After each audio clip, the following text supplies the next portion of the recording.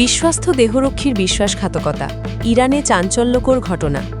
ইরানে সাম্প্রতিক সময়ে এক চাঞ্চল্যকর ঘটনার উদ্ভব হয়েছে। অভিযোগ উঠেছে যে একসময় আয়াতুল্লাহ আলী খামেনির ঘনিষ্ঠ দেহরক্ষী হিসাবে দায়িত্ব পালনকারী এক ব্যক্তি গোপনে গুরুত্বপূর্ণ তথ্য বিদেশি শক্তির কাছে সরবরাহ করছিলেন। বলা হচ্ছে, তিনি ইসরায়েল ও যুক্তরাষ্ট্রের গোয়েন্দা সংস্থার সঙ্গে সংযোগ রক্ষা করে সংবেদনশীল তথ্য আদান প্রদান করতেন।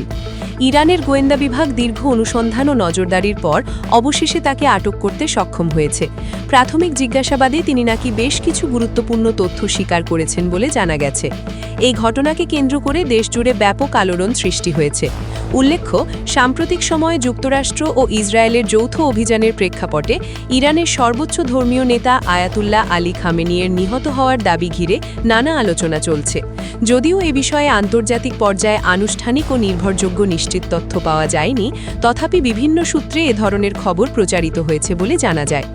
এই ঘটনাকে কেন্দ্র করে ইরান, ইসরায়েল ও যুক্তরাষ্ট্র সহ বিভিন্ন অঞ্চলে উত্তেজনা বৃদ্ধি পেয়েছে। আন্তর্জাতিক মহল পরিস্থিতির দিকে গভীরভাবে নজর রাখছে। বিশ্লেষকরা মনে করছেন, এ ধরনের সংবেদনশীল তথ্য ফাঁস না হলে হয়তো পরিস্থিতি এতটা জটিল আকার ধারণ করত না। বর্তমানে ইরানের গোয়েন্দা সংস্থা অভিযুক্ত ব্যক্তির বিরুদ্ধে প্রয়োজনীয় আইনগত পদক্ষেপ গ্রহণের প্রস্তুতি নিচ্ছে।